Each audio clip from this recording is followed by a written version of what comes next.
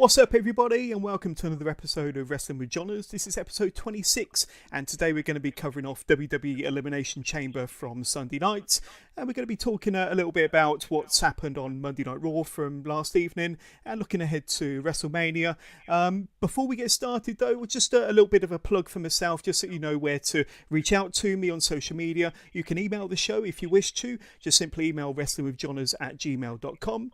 You can get in touch with us via Twitter, @withjohners_pod, or on Instagram or Facebook, simply search Wrestling with Johners. And we usually have quite a lot of fun, quite a lot of conversation on our Facebook community page, so we'd love you to be part of that. And someone who knows all about the Wrestling with Johners community page is David Anderson. So David Anderson is back with us. You may remember he helped to review the Royal Rumble episode a few weeks back. So welcome back, David. Lovely to have you back on the show. Good to be back. Yes, well, today we're going to be reviewing Elimination Chamber, and we'll get into that very, very shortly. But before we do, you was at quite an interesting wrestling show on Friday night, I understand, Rev Pro. So do you want to tell us a little bit about your experience at Rev Pro, because there was quite an exciting main event, I understand. Yeah, certainly. I mean, obviously, anybody who knows me knows that I wax lyrical constantly about Rev Pro, and, you know, I call it my local promotion, even though it's in London. But you know, the quality speaks for itself, and that's why I make the journey. But this was another great show, I thought. But a lot of people online had complained because there'd been a lot of changes to the card, and, you know, people having to drop out for one reason or another. But on the whole, I thought it was a really good show, and I enjoyed the main event with Pac and Ospreay, which is obviously why most people were there. Yeah. But you know, they went a little bit of a funny direction with the finish, which I won't spoil for anybody who hasn't watched it on demand, or, you know, whatever way they're watching it. But it was still a very exciting match, and it was about, you know, can you top this kind of thing. I think Will Ospreay was almost challenging Pac, you know, up his game, but it was really back and forth, and Pac obviously played the more heelish character of the two, willing to go that bit further. He delivered some moves on the rampway and stuff, and was taunting the fans and not giving them what they wanted always, but typically healing it up, which was fun. But the whole card, I mean, going back to the earlier matches, people were not very happy with some of the replacements. I heard some, I mean, what do you believe, complaints about Angelico or Angelico, or however you want to pronounce it, but I enjoyed it. I mean, he's kind of been supplanted by El Fantasmo as everybody's favourite flyer, but it was good for what it was, and Josh Bodum, who was his opponent, was, you know, always up for the usual heel malarkey that he likes to bring, him and Shaw Samuel. Shaw Samuel was actually sent away from the ring, but he came back and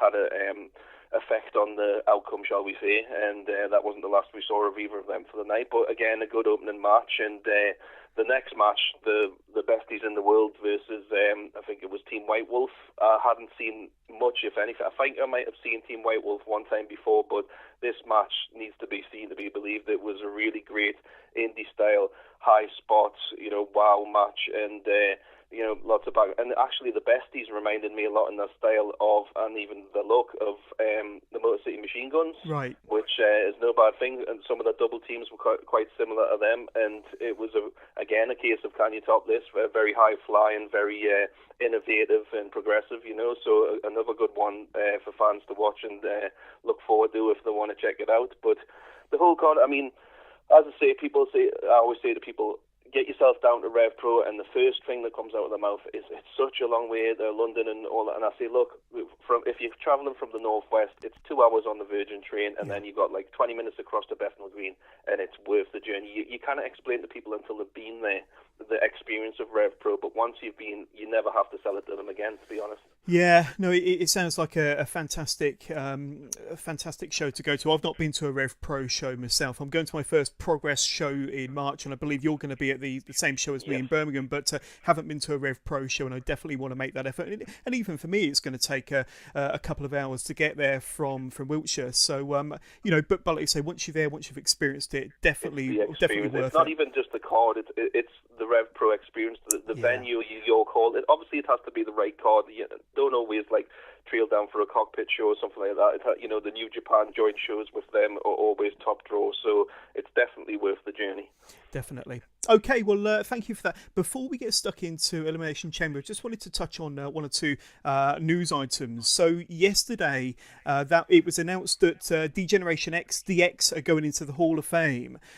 So this has been widely reported on the WWE network, on the WWE website, and across Facebook, Twitter. What was your kind of initial thoughts when you saw this, David? DX going into the Hall of Fame, and of course it's got Shawn Michaels, Triple H, X-Pac, the Road Dogg, Billy Gunn, and of course China. So China has a little bit of a checkered personal past. But what were your initial thoughts on that?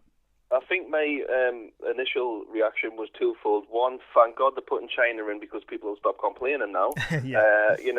Whatever you think of China and stuff, she was an integral part of D-Generation X when they started. I'm not a huge fan of hers, to be honest with you, but, you couldn't really put in the rest of the X without her. She was, a founding member. But, of course, obviously, other people's problems with it was no Rick Rude.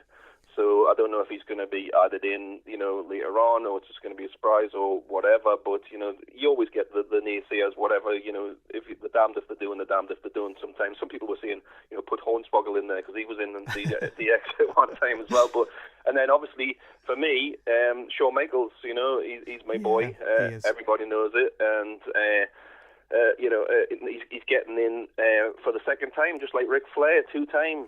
So, and the group totally deserves it. I saw one person online, I think, commenting that they're the most overrated group of all time. But I think, along with Austin, they were really the reason that, WWE bounced back in the Attitude Era. Definitely. So, I don't really know how anybody comes to that conclusion, but they're definitely worthy of going in. It's this whole being greater than the sum of its parts, whether you like the original DX, which I preferred, the heel DX, and then you had the marketable, more fan favourite DX in '98 when Triple H was in charge, and then you had the various versions after that. But I think, most people most fondly remember the '97 and '98 versions. Yeah. But, there's certainly a worthwhile inclusion into the Hall of Fame. Well, absolutely. And just to touch on one thing you said there about the Attitude Era, quite possibly without Shawn Michaels and Triple H in the early incarnation of DX and their antics and their behaviour, we might not have had the Attitude Era that we fondly remember to this day. Exactly. I don't know how anybody could discount their contribution towards the bounce back of WWE and the Monday Night Wars. There is you think of the Monday Night Wars, you think Austin, you think Rock, you think DX. Even the Undertaker and Kane and all of that.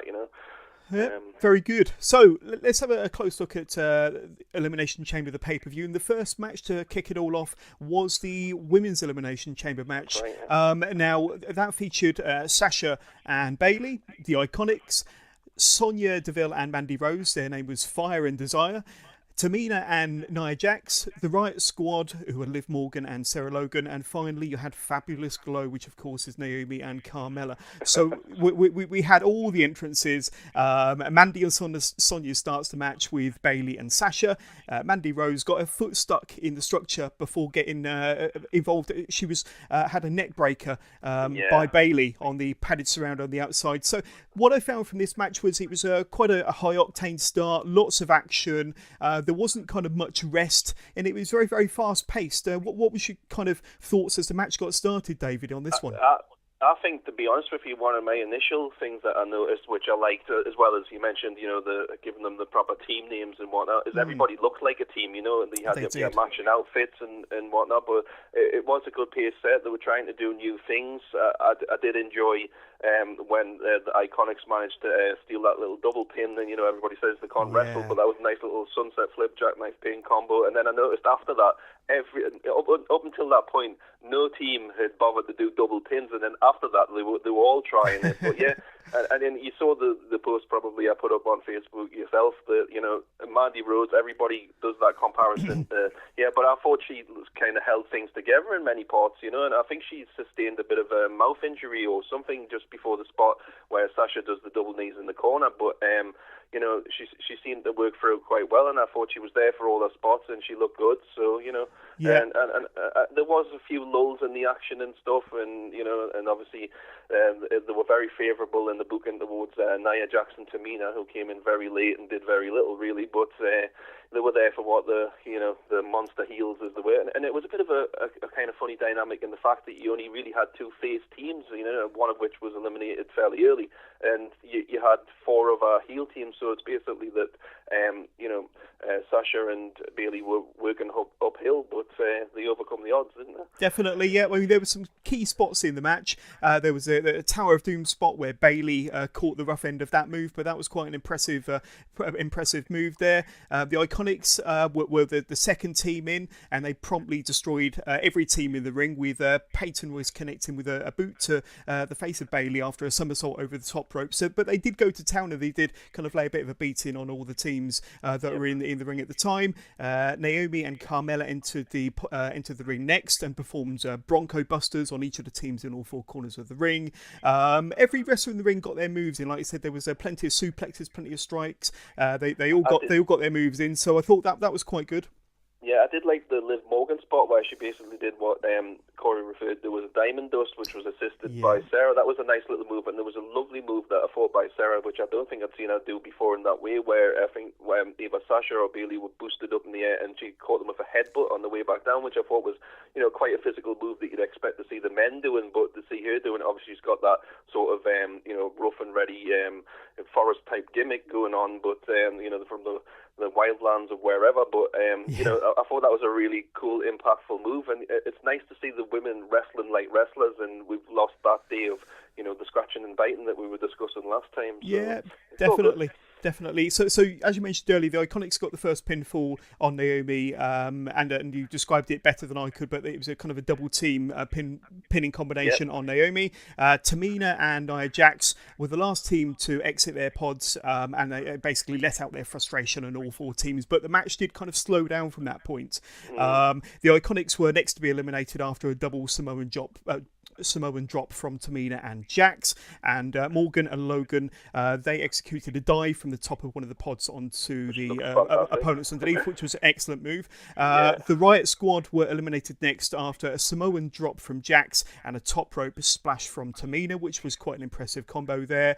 Nia Jax goes charging into Bayley only to fly through one of the pods herself, and then Banks and Bayley hit a Meteora and then a top rope elbow combo. And then everybody bundled onto Tamina to eliminate her and Nia Jax from the match. So that was quite good to see everybody just ganging up on Tamina and getting rid of her and Nia from the match. Sasha Banks and Bayley nearly had the match won with a backstabber and a belly to Bayley for a close near fall, and Mandy Rose nearly wins the match herself after her Bed of Roses finisher on Banks, which I'd say just goes back to your point earlier regarding Mandy Rose. And people people don't appreciate that she's really grown in the ring, and not only does she look great, her gimmick is developing, but her moveset is developing. She's turned into a pretty half decent wrestler. Is that what they're calling that move now? I didn't even realise they were calling it the Angel's Wings move, the Bed of Roses. The Bed of Roses. It doesn't sound exactly like devastating, but maybe they can come up with a better one. But it works for now, I suppose. What I did like about that double dive by the Riot Squad is, usually when you get a dive on the outside, yourself, you can see everybody gathering together and they're exchanging little weak punches. But you had Nia and Tamina fighting with Bayley and Sasha, and it looked like they were just concentrating on that. So you didn't. You weren't looking for that spot as much when they came off. It was like quite smoothly done. I thought that they're up on that pod and the camera sort of cuts down a little bit, so you're concentrating on the fight, and then as they turn around, that's when they come off, which looked really good, I thought. Yeah, definitely. So, but the end of the match comes when Sasha Banks eventually wins the match for her team with a modified Banks statement. Obviously, her arm was injured from earlier on in the match, so she had to kind of hook the neck of her opponent with her leg. So a modified Banks statement for the win. And quote unquote the first ever WWE Women's Tag Team Champions, forgetting everything that happened in the late 80s with Jumping Bomb Angels and all of that. I think Bev's mentioned them either that night or on Raw, but I think what helped make that was Bev, when she was getting quite emotional, and obviously they were a bit at a loss for words, because I know Bayley audibly asked Sasha if she had anything to say because she couldn't get her words out, but it was a historic moment, but I noticed also, I'm sure we'll get to it, but on Raw they were a bit that way as well, so it made me wonder if that was the original plan for her to go ahead and then beat the inaugural champions, but it was a bit of a strange one because you would have expected on the first night for them to be a loss for something to come up with that was kind of historic to see it, but the next night you would have thought they would have been a little bit more prepared. Yeah, that was just something I took away from that, but maybe I'm just reading more into it than there is. But what I found with the kind of emotional speech after their Elimination Chamber win, it did kind of make the title seem quite important from the off. So instead of them, it did its job. It really did its job, and it did show how important the championships meant to those two, and like you say, Beth Phoenix and all of their predecessors. But the match went 34 minutes, and I thought it was a solid opener. I thought it was a very good match to kick off the show, and like you say, there's obviously a difference between the way the females are portrayed now and the way the wrestling matches go now compared to, I don't know, let's say 10 years ago, and they really kind of do put on some of the best matches on the card every pay-per-view now. Yeah, the fact that fans are just realistically asking for the women to close a pay-per-view or a Raw or whatever, it shows how far they've come in the last few years, and more power to them. Long may it continue. Right, moving on to match number 2, we've got The Miz and Shane McMahon versus the Usos for the SmackDown Tag Team Championship. So there was a little bit of a dilemma from earlier on in the week where Jimmy Uso got arrested, and there was some rumours that that they may or may not be in the match at Elimination Chamber. But they were here, and I thought this was another good match for what it was. So prior to the match starting, The Miz comes out onto the stage with wife Maurice, and they announce that they're having another baby. So this eventually worked its way into a little bit of a storyline after the match, but Shane uses a brogue kick in this match, a float over DDT, and gets a near fall off of that move. Shane nails a coast to coast on Jimmy Uso, and then he attempts a second one on Jay on the opposite corner, but gets hit in midair with a super kick for a close near fall from Jay on Shane. So a quick start there. Shane getting all of his shit in as per normal. He's like you swore. I can't believe it. He's like the human version of a video game. If you were to invent a wrestling character from scratch, you'd pick all the good moves, and this is what Shane's done to his own real life wrestling persona. Quite a good start to the match. And what did you think about this match going into it? First of all, David. Well, first and foremost, you made me watch a Miz and Shane McMahon match. Shame on you, but it was, I'm again not the biggest Shane McMahon fan, and you know what we're expecting from you. You're going to get the high spots, the leap of faith elbow, the coast to coast, the DDT, and he did 2 float over DDTs actually. Yeah. But it was. I actually enjoyed the match. It was quite decent. I'm not huge on Miz as a face, but it's probably not going to last long. But because he does work a lot better as a heel, he's got that type of face you wouldn't get tired of punching. But and the finish I never expected. With, as you previously mentioned, the little bit of a hiccup for Naomi, and I noticed that also affected going back to the last match. Naomi got a bit of a mixed reaction when they broke out the pod and she hit like a crossbody off the ropes, and there was a bit of a sort of 50-50 reaction on that one. But I really didn't see that finish coming. I definitely thought Shane and Miz were going to go over, but it is what it is, and good for the Usos. I love them as a team. I never used to be a fan of them when they were doing the more, doing the scimitar dance and everything else. But now they've added that street edge and everything. They're a really competent tag team, and I'm glad to see them back on top. Where we go with Shane and Miz from here, I'd imagine is going to turn into a WrestleMania match. But I did enjoy the match for what it was. I thought it was fairly fast-paced, and there wasn't really any lulls in the action, and I enjoyed it. Yeah, definitely. And one of the spots that I really enjoyed was, you mentioned it earlier, Shane's leap of faith from the top turnbuckle through the table, nailing Jey Uso. I think it's through the American announce table, so the German announce table survived on that occasion. And then the Miz hits a skull-crushing finale, but it's pulled over in like a crucifix pinning maneuver by Jimmy, and Jimmy pins the Miz for the victory, and I think 6 times tag team champions. So a fun little match, and well done the Usos there. So the Miz did look genuinely remorseful after the match, which makes me think, could he possibly stay the course as a babyface, and maybe Shane might do the turn heading into WrestleMania? A few people have mentioned that, yes. Yep, so that's a possibility. Then backstage, we see an interview with Bobby Lashley and Lio Rush with the Dasha Fuentes, or as I like to call her, Dashabot, asking Lio if he is the weak link of the team, if Lio Rush is the weak link of the team. Lio says that no one is as strong as and as dominant as Bobby Lashley and Lio Rush. Bobby is the steak and Lio Rush is the sizzle. So I quite enjoyed that line. But heading into the match, it's a handicap match with Bobby Lashley, the IC champion, teaming up with his manager of sorts, Lio Rush versus Finn Balor.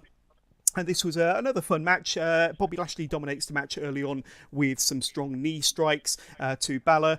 Balor strikes back with an enziguri to Lashley before dumping Lashley over the top rope to the outside. Rush trips Finn Balor up in the ring, but runs into Lashley, who drives Balor into one of the barricades at ringside, then into the side of the ring. Lio Rush gets tagged in quickly, but then tags out to the bigger and stronger Bobby Lashley without taking any punishment on that occasion. But then Lio Rush does tag himself in towards the end of the match after a huge slam on Balor from Lashley. Lio misses a frog splash. Balor hits a sling blade on Lashley before nailing a tope over the top rope onto both of his opponents, and then Balor smashes Rush into the corner with a drop kick before ending the match on the 10-minute mark with his coup de grace. So 10 minutes, new Intercontinental Champion. It seems a long time in coming, but Finn Balor finally has another bit of gold around his waist in the WWE. Yeah, it's a double-edged sword, isn't it? Because a lot of people would like to see Balor move up more towards a main event spot or close to it. And Lashley, I feel a little sorry for, because his Intercontinental title reign was cut short. My only issues with the match was obviously Balor couldn't seem to gain any traction when he was in the ring with Lashley, but as soon as Lio Rush was in there, he was portrayed as not being Balor's equal at all, despite his athleticism and speed. It was like, I'm overconfident, and I've got this, and I can sort this, no problem. And he kept coming unstuck constantly, So I would like to have seen Rush be a bit more competitive, and I think that would have made for a bit more of an exciting match. But it was still fun for what it was, and I enjoyed it. It's a shame for Lashley.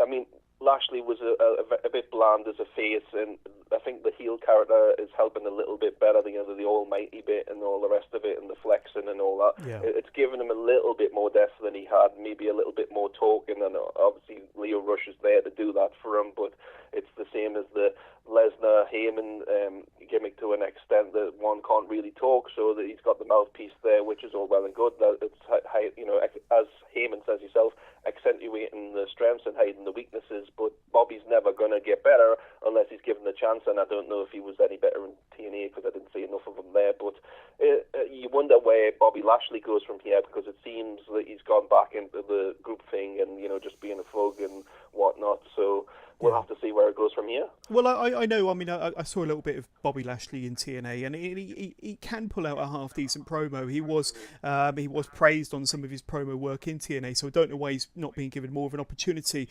But they obviously are kind of utilising Bobby Lashley's strengths, and talking may not be his biggest strength. But Lio Rush and Bobby Lashley, I thought, made quite a fun combination. There was a little angle at the end of the match where Lashley attacks Lio Rush to seemingly put an end to their friendship, although they appear to be back together on Monday Night Raw 24 hours later, so with very little acknowledgement to what happened on the Sunday night. But it'll be interesting to see what happens here. But you're quite right, Lashley did appear later on in Elimination Chamber, which is a match we'll be covering very soon. He did gets involved in the Braun Strowman and Baron Corbin match, but I'm quite a big fan of Lio Rush. I've seen him wrestle a few times. I caught him at Access in New Orleans last year, and he did very well there. I love his character. I love his cockiness. I think he can play a face or a heel, to be perfectly honest with you. It'd be nice to see him get a little bit of a run, maybe on 205 Live. But like I say, I think he does just as well as a sideman for Bobby Lashley or somebody similar to that. So I think he's one to watch. He's got a lot of skill, Lio Rush, on the mic and in the ring. So I think he's got a bright future ahead of him. Definitely, I totally agree. He's got the intangibles that a lot of other cruiserweight style wrestlers don't. He can talk, he can fly, he's extremely fast, which makes him very exciting to watch. And he's somebody that I could imagine, with the right booking, obviously, do really well on the main roster. There's no language barriers or stigmas attached to him, really, and he's so young. It's just nothing but upside with him. Absolutely. So then we get footage of Becky Lynch attacking Charlotte at a house show on Saturday night, and then Charlotte then attacked Becky Lynch's injured knee with a steel chair. A great addition to their storyline, and a house show of all things, which is a great advert for house shows, especially with live attendance dwindling. I mean, we've all seen the pictures at Raw and SmackDown of one side of the arena being empty, and all we can see is chairs from top to bottom. But like I say, back in the 80s and 90s, their house show business was through the roof, and in the last few years it's really dwindled. So I think one suggestion that's been put forward is to put live shows, house shows on the WWE network. They've got cameras at pretty much every show they go to anyway. They don't necessarily need commentary, but I think something like that would bring a bit more attention to house shows. And I know they're doing well financially in other areas of their portfolio. But I'm guessing you've been to a few WWE house shows in the past, and they've always been quite good fun. Certainly in my experience. What do you think, David? I think the thing is that people have a sort of sense, older fans definitely, of inevitability, especially in this country when it comes to house shows. You're not going to really see anything that's going to affect the storylines, which is a shame because, years ago, as you mentioned, when the business was up, you would often see title changes in this country, well, not often, but, enough to keep people's interest, even if it was just a mid-card team like the Men on a Mission. When I was there in '94, I think it was, when they beat the Quebecers, and it was just a caretaker reign, but it got people like, I've got to come back to this show, because you never know which title might change hands. But now you see this title's not going to change hands. It's a world title match. It's not going to happen.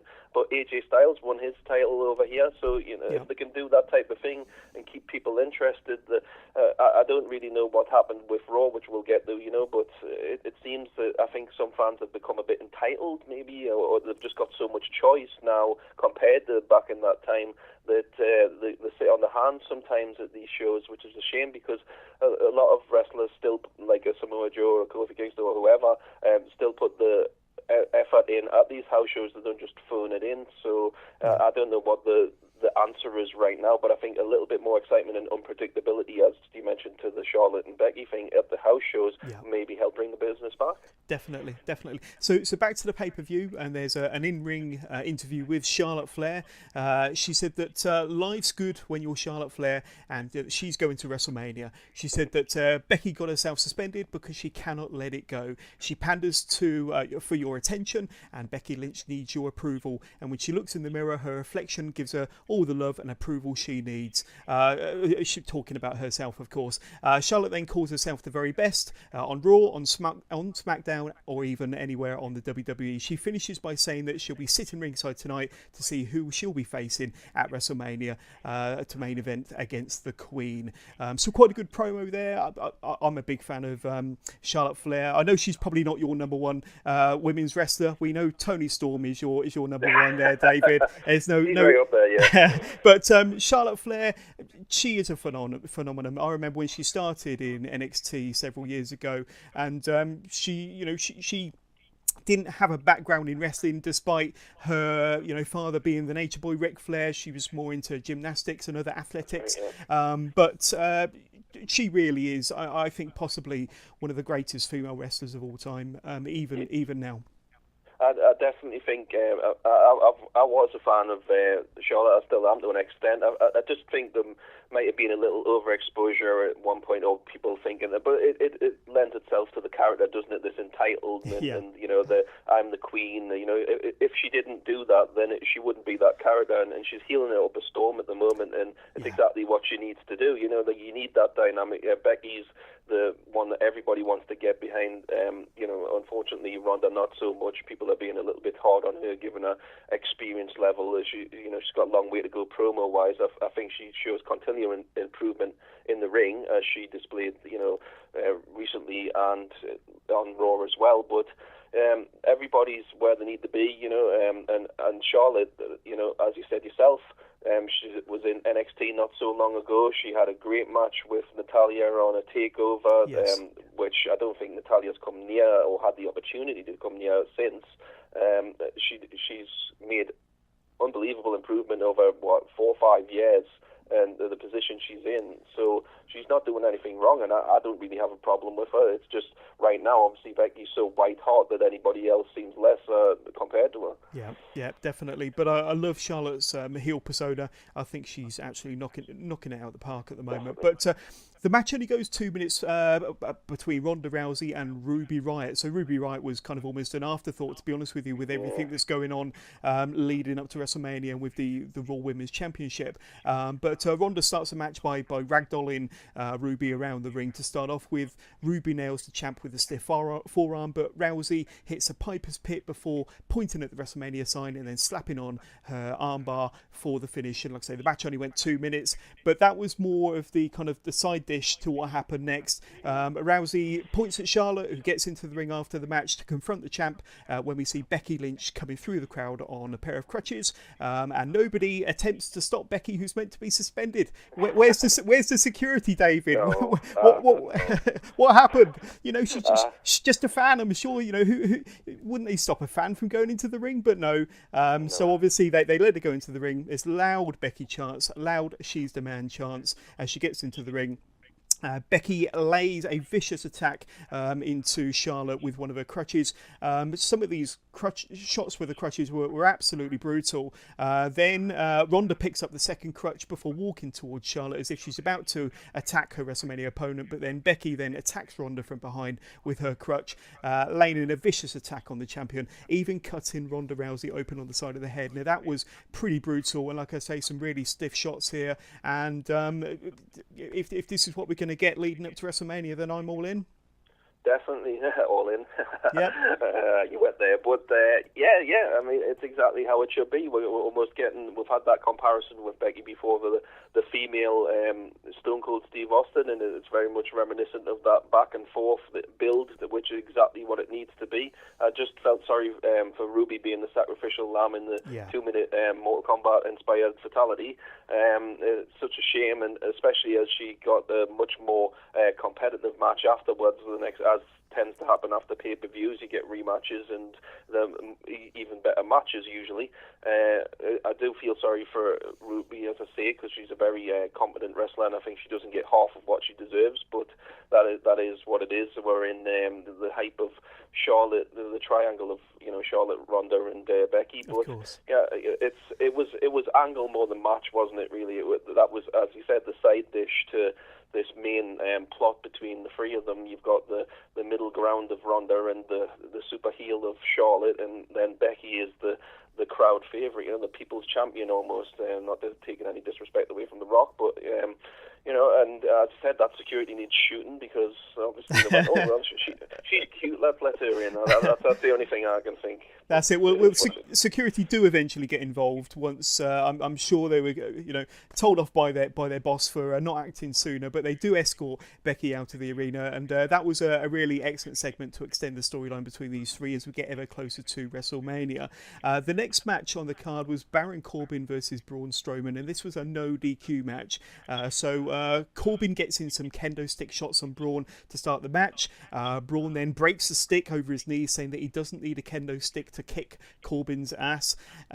Corbin launches an office chair at Strowman, which Strowman catches and tosses to one side. Was it Strowman that threw the office chair at Roman Reigns a couple of years back, David? That was quite a fun spot. And you will probably remember it better than I do. I can't remember that one. Knocked him sideways, but on this occasion, Strowman tossed it to one side.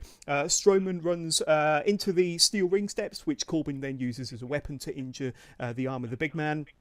Corbin mocks Strowman until Strowman smashes Corbin with a splash in the corner and then a big boot. Strowman then power slams Corbin through a table previously set up in the corner, and then we get Drew McIntyre, who comes down to the ring with a steel chair in hand, followed closely by Bobby Lashley, who we spoke about earlier.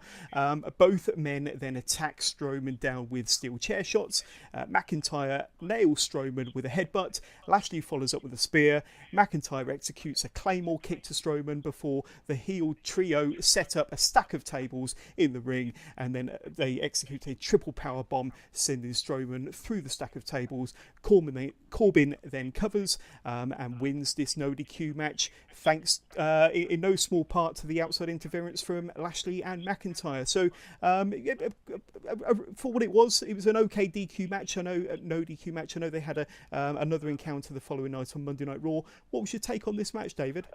I'm going to be a little bit harsh on this one. I didn't really enjoy it. Mostly, my first observation was how much heat has gone off Braun. You think about how white hot he was when he was doing his whole tipping over of everything in sight, and I think it's a big backward step for all of them, to be honest with you. I mean, just a few weeks or less ago, we were talking about Drew in the argument of world champion, and it seems like they've gone back to where they were before. I think another, side problem to this is a lot of confusing booking. People are going from face to heel.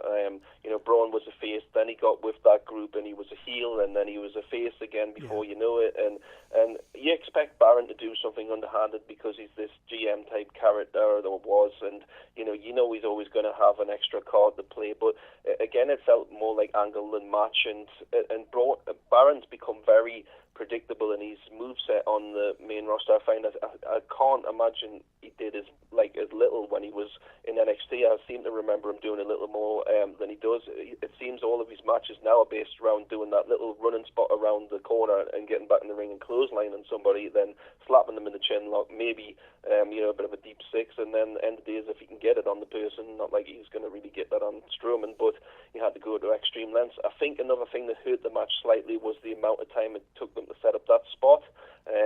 But to me, I think Braun needs reheating if he's going to have any big WrestleMania match of any consequence. But he just doesn't seem to be where he was even a few months ago, and I think it's a big backward step, especially for Drew. I don't know what, as I said before, they're going to do with Lashley, and Corbin is just he's almost starting to get boss man and X-Pac at his worst time type of heat, where people just like, go away, Corbin, come back when we care about you again. He's definitely got go away heat. Yeah, definitely. Yeah.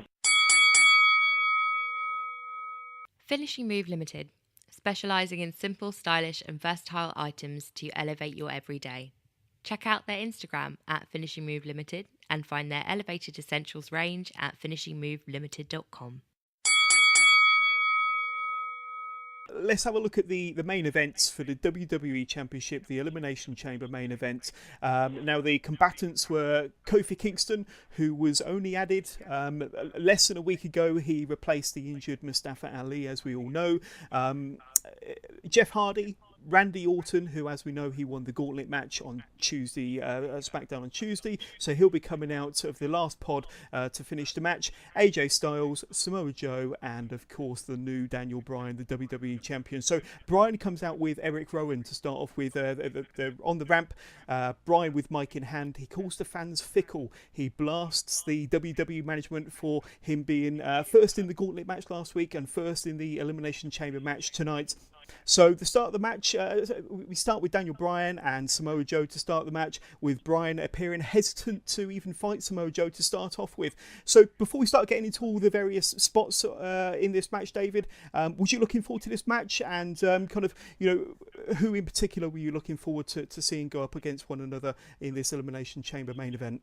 It certainly was, and it's obviously that I'm going to see Kofi Kingston, but one thing I've got to mention before all of that, when you were talking about Daniel Bryan, I mean, at first I wasn't buying into this Eco Warrior character 100%, but that recycle logo was an absolute masterstroke by whoever decided to put that in the graphic, whether it was on the belt when it comes up on the screen or on.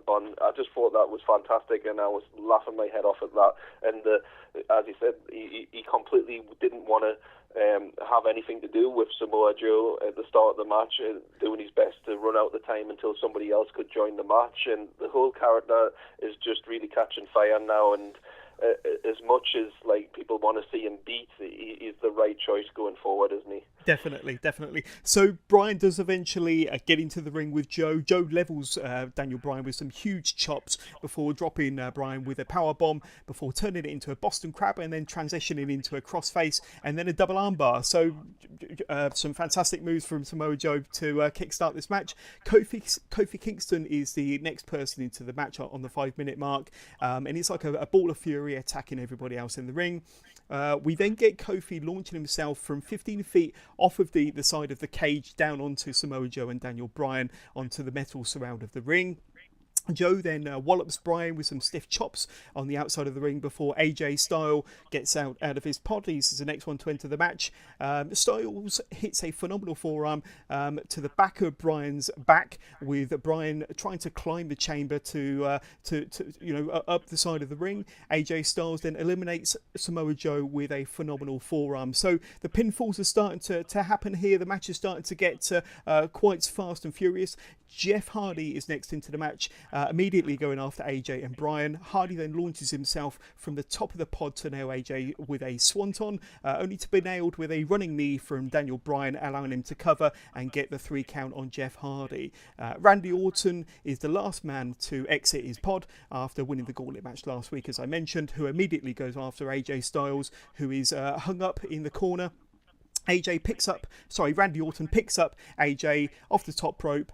He's about to hit a phenomenal forearm, only to be caught with an RKO out of nowhere, and AJ Styles is the next one eliminated by Randy Orton. So this leaves Kofi Kingston, Randy Orton and Daniel Bryan as the last 3 in the match. Kind of, how are you feeling at this point during the match, David? It's starting to get quite exciting. We're not down to the final 2 yet, but some good action so far. There was some good exchanges. You kind of knew what to expect from everybody, where they were going to come in with their spots, whether it was a senton bomb or a phenomenal forearm or eventually the RKO, and you just wondered how Orton's going to. But that's not necessarily a bad thing, you know. I did like the phenomenal forearm, which you alluded to a few seconds ago, against the cage. There always seems to be a spot like that.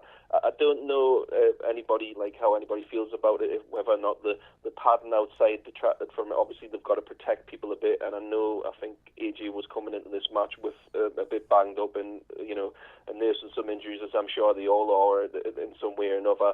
The padding kind of took because I always remember, when a wrestler would go over the top rope and onto that sort of metal frame that's on the outside, the crang, the noise, it just kind of seemed to add to it. But they do need to protect the wrestlers, and it's a very different pod to the first one that we saw to begin with, the Elimination Chamber itself. Yeah. So, but it was exciting back and forth action, and it was almost a match of 2 halves, wasn't it? We had the eliminations, we had the back and forth of different moves, and Joe was great. The only problem I have with his moveset is when he does that the power bomb, and then it's going to transition, but then he transitioned into those others, and it was so smooth and nice that you could almost forgive predictability of the earlier moves. But and then obviously we got on to where we became next, which I'll let you carry on. So essentially it's down to the final 3, but then Kofi eliminates Randy Orton with his Trouble in Paradise, bringing everyone to their feet with the thought that Kofi could be the new WWE champion. There's huge Kofi chance, and it's down to just Daniel Bryan and Kofi Kingston as they face off in the centre of the ring. Kofi had everybody biting on pretty much everything he did after nailing a Trouble in Paradise, and then he hits his SOS onto Bryan for a very close near fall. Bryan shouts at Kofi, saying that he doesn't deserve to be in there with him. However, he gets another near pinfall on the champ with a pair of double knees to the chest of Daniel Bryan. Daniel Bryan then launches Kofi into one of the pods before hitting his running knee for the closest near fall of the match so far. So many close near falls in this match. The fans were biting on absolutely everything that Kofi did, with everyone on their feet and all willing Kofi on to win. So we're getting close to the end of the match now. Both men find their way onto the top of another pod, where Kofi eventually manages to kick Bryan from the top turnbuckle to the canvas before attempting a huge frog splash from the top of one of the pods, only for Bryan to move. Kofi misses his target, allowing Bryan to hit his running knee and then pinning Kofi to win the match and to retain his championship after 35 minutes. I thought it was an excellent match, and kind of a match of 2 halves really, where you had everybody in the ring, all the eliminations, and then the final 10 or 15 minutes were just Kofi and Daniel I thought it was an excellent way, really great storytelling. Everybody was into this match, and the fans absolutely loved it. I know I did, watching it from home. A great way to end this match, and another advert for what you can do if you put somebody in this position, like Kofi Kingston, like I say, a last-minute replacement for Mustafa Ali, and I think he did himself proud and could set himself up for some championship matches somewhere down the line. But a really good match here, David, and Kofi Kingston was the star of the match once again. Yes, 100% yes. But I think the mechanics of that, despite the fact that in my head 99.9% knew that Daniel Bryan was coming out of there as champion, they managed to create that reasonable doubt where you thought that Kofi was going to do it. A lot of people have been pessimistic and said, oh, everybody's just jumping on the Kofi Kingston bandwagon. But if anybody's watched Kofi Kingston from the moment that he debuted on Raw or whatever it was back in 2008, 2007, something like that, he's never phoned it in. He always puts the effort in. It doesn't matter if he was on a Superstars or a main show. So you couldn't not be a supporter of Kofi Kingston, whether you like the hokey gimmick of the New Day or not. I find it entertaining more often than not, and maybe it does hold the characters back to a certain extent at this point. Who knows? But we'll get past all that. That segment between Daniel Bryan, and Kofi Kingston was excellent. It created that doubt that he's going to do it. It could have been a feel-good moment, And even if he didn't win, it's not the push of Kofi Kingston. It's not a knock against Kofi Kingston. He's more now than he was before this. He was a team player in New Day, and now he's a competent contender for a world title. And we hear noises that he's possibly going to be facing Daniel Bryan at Fastlane. We don't know for sure if that's going to happen or not, but he certainly deserves it. I don't think anybody could dispute that.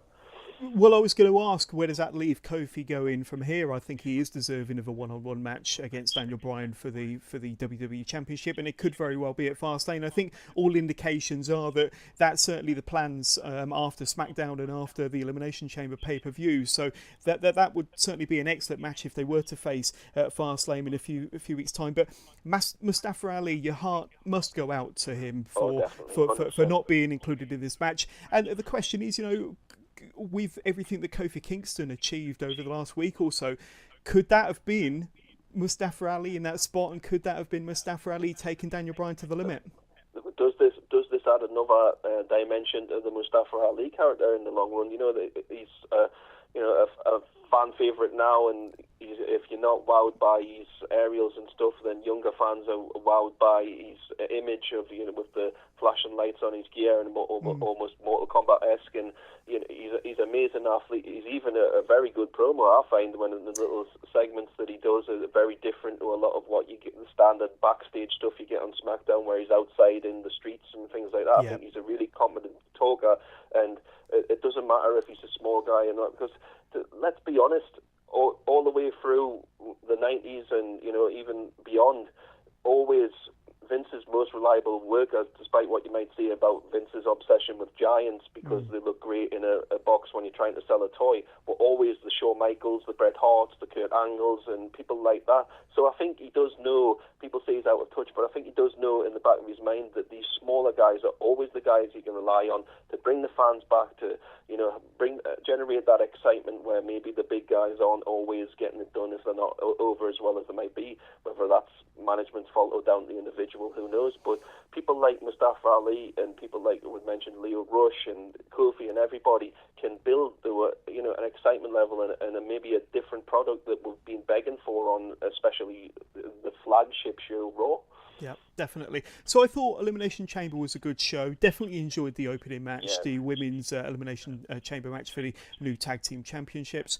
Really enjoyed the main event. I thought that the closing 10 or 15 minutes with Kofi Kingston and Daniel Bryan was outstanding. I certainly remember that part of the match for a long time to come.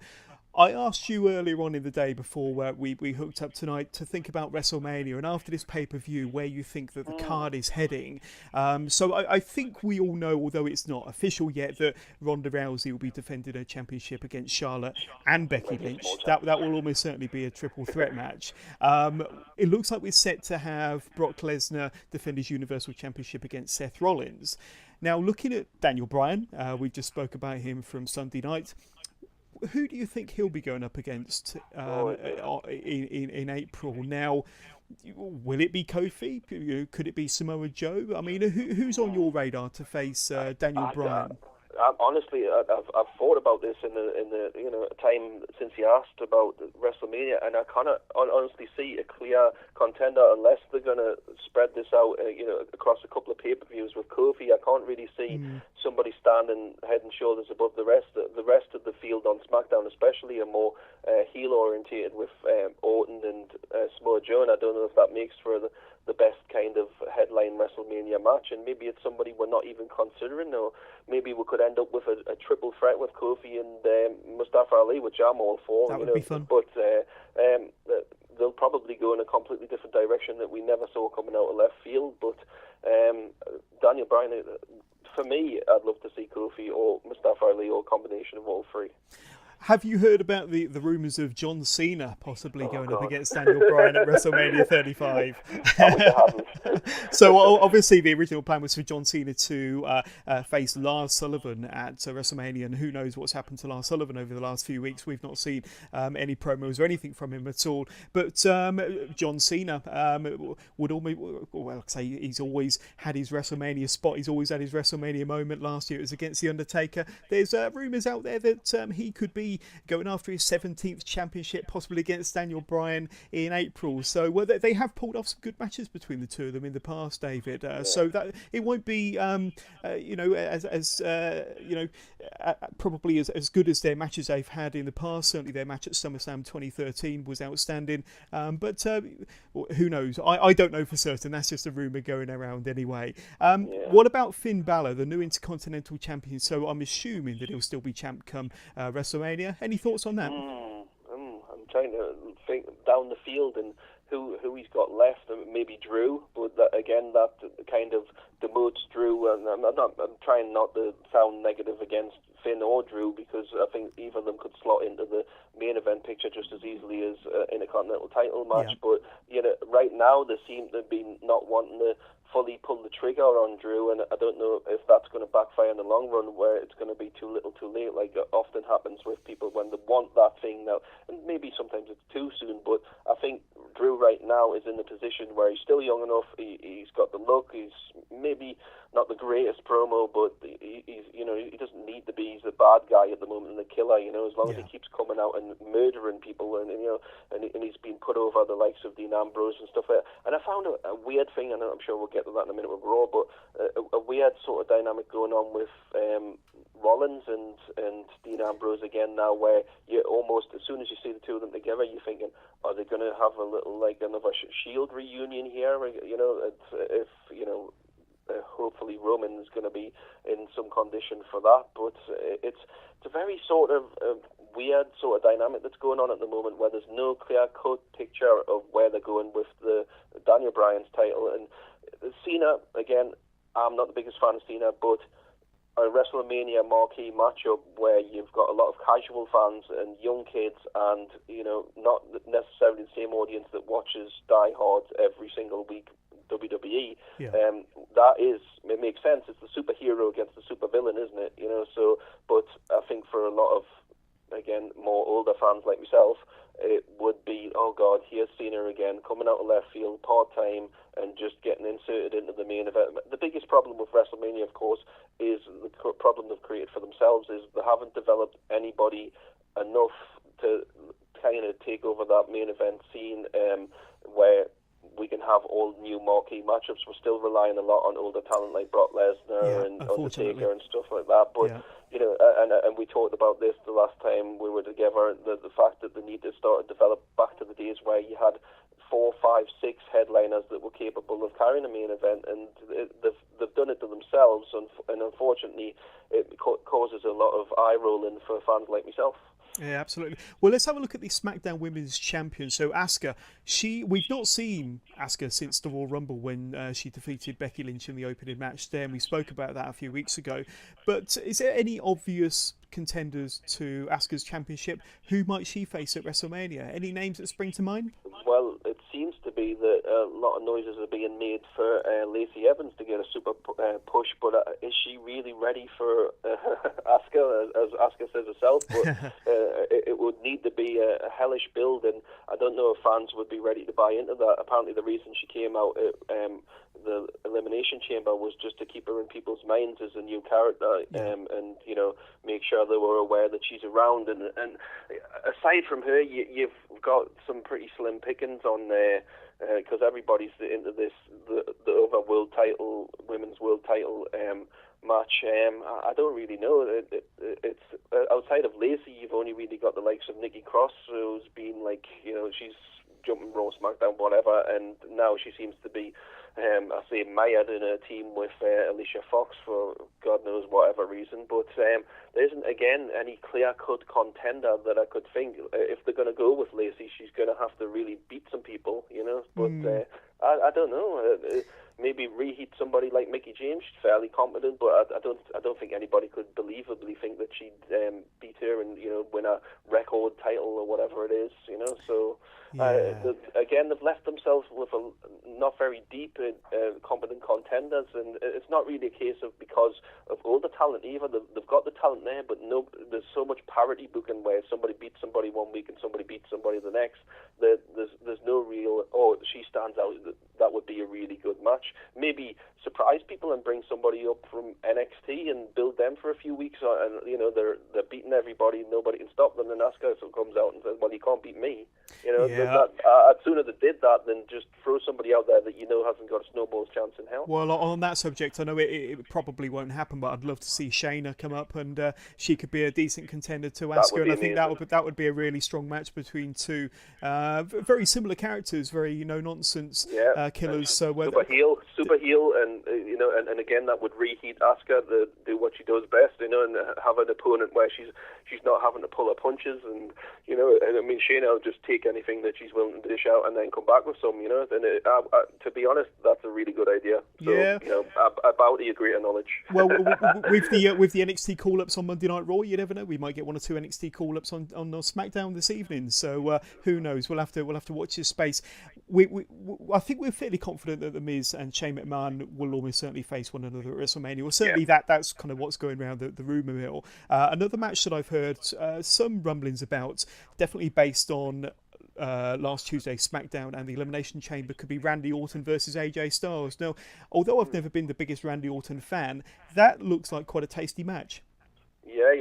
I mean, Orton has gone great lengths to kind of make yourself interesting again. There was a time when every time Orton came out on screen, he looked like he wanted to be everywhere but there. But this, new.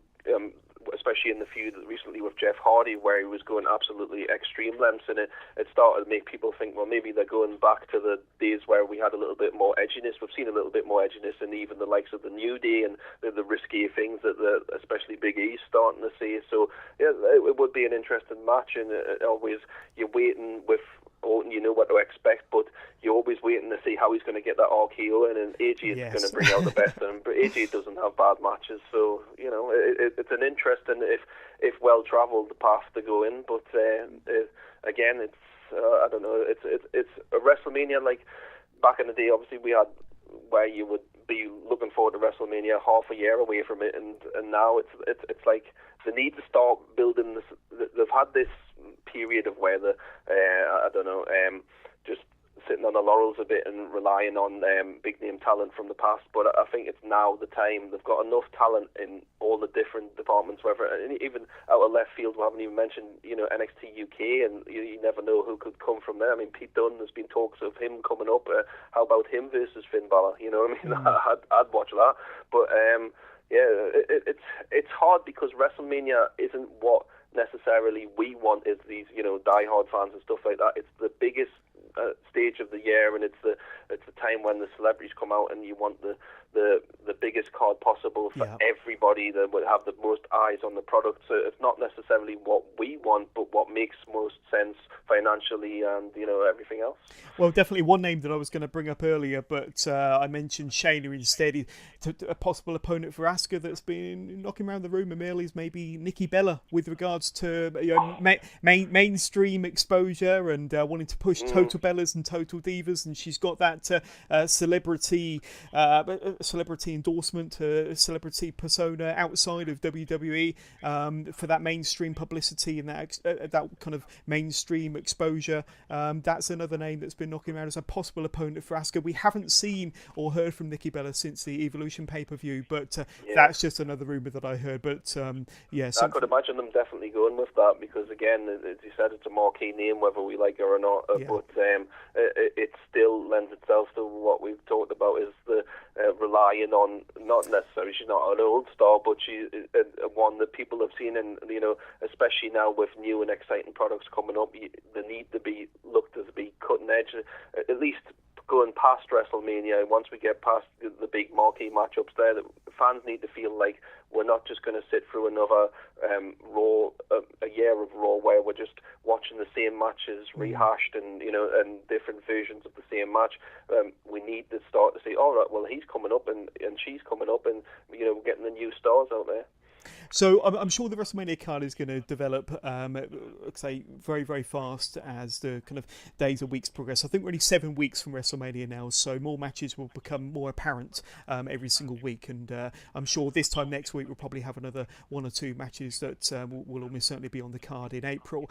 Just want to have a little look at what happened on Monday Night Raw last night. So a lot of what I do on Wrestling with Johners covers NXT from Full Sail on a weekly basis and their takeover shows. Now, there were 4 notable NXT names that showed up on Monday Night Raw. Now, it was suggested on the programme last night that they were kind of there as permanent additions to the roster. That hasn't been 100% confirmed, but we saw a graphic at the beginning of the show, Triple H introducing Ricochet, who'd be featured on Monday Night Raw last night, Tommaso Ciampa, Johnny Gargano and Aleister Black. So when you first kind of heard about this, did you kind of immediately go into dread and worry about how they would be used on the show? And what was your kind of impression when you first found out that they were called up as of last night?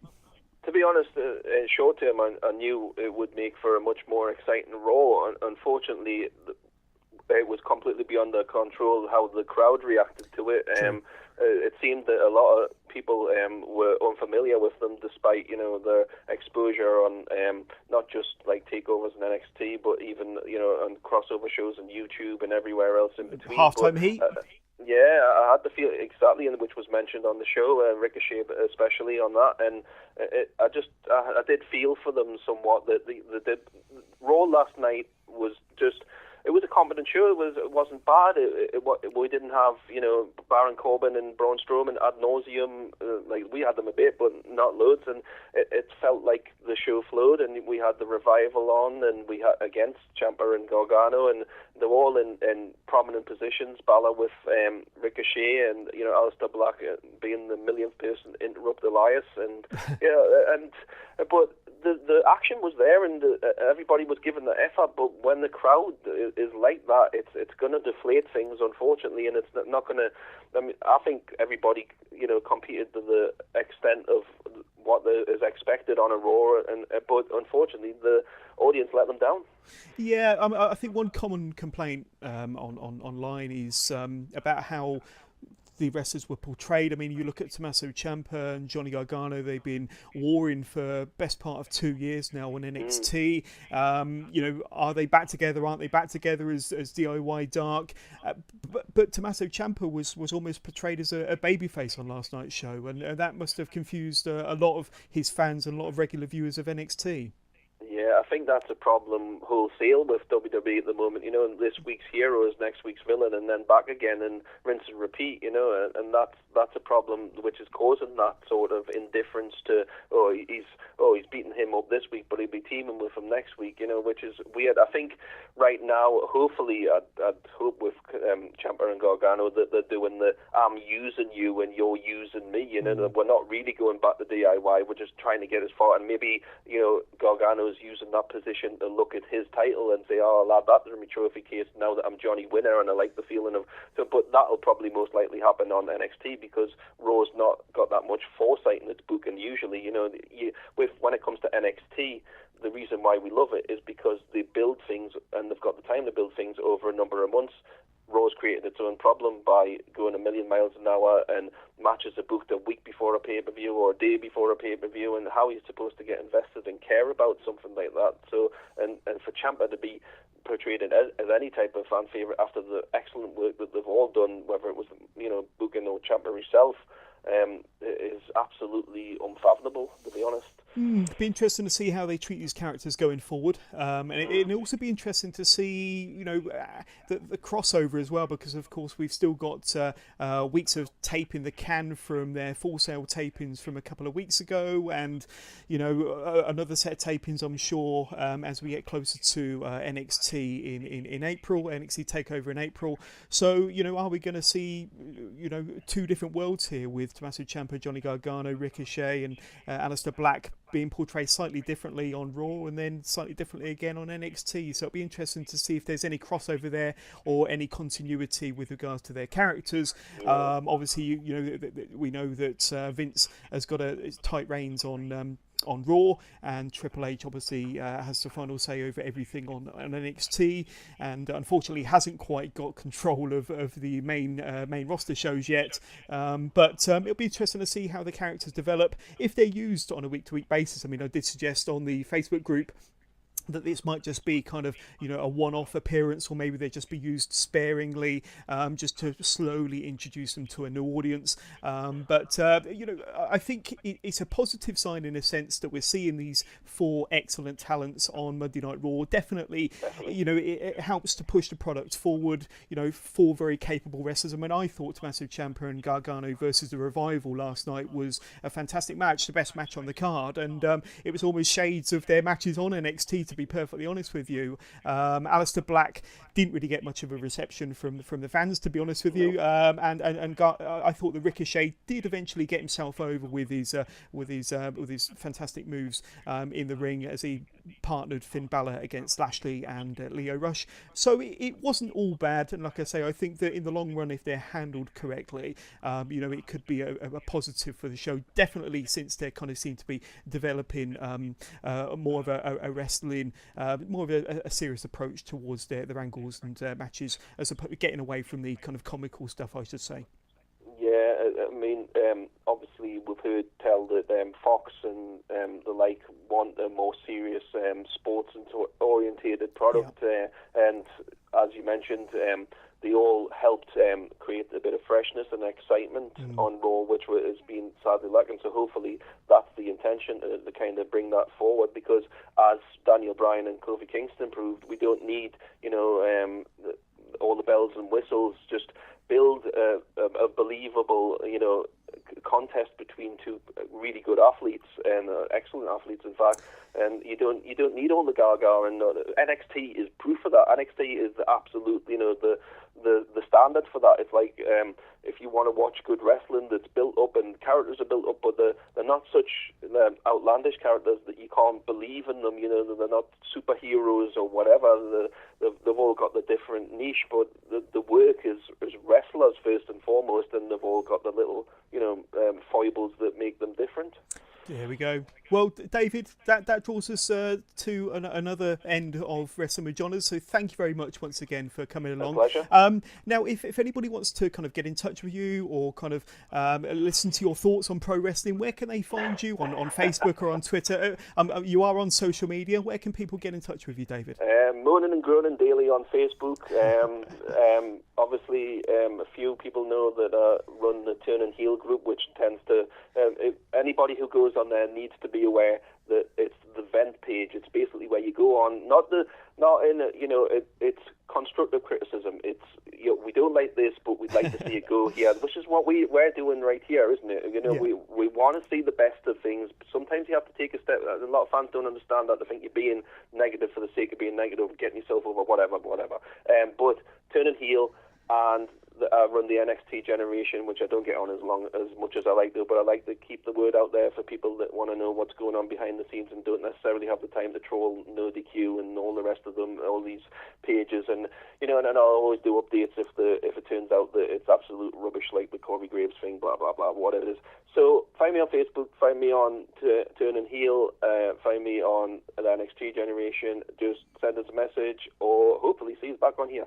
Excellent. Well, thank you very much, David, and we'll definitely have you back. We'll have to discuss, possibly the Fastlane pay-per-view might be a good opportunity to get you back on Wrestling with Johners. But thank you once again, and do appreciate all your help on today's episode.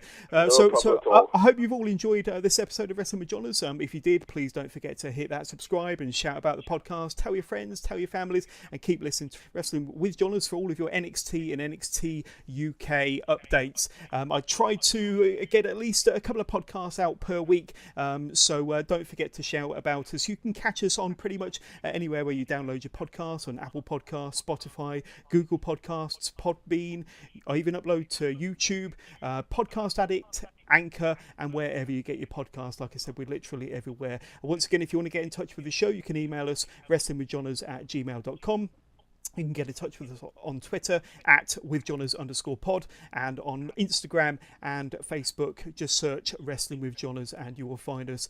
Like and subscribe us there. So thank you very much. Once again, we'll be back later on in the week for another episode of Wrestling with Johners covering NXT and NXT UK. But in the meantime, thank you very much for listening, and see you all soon.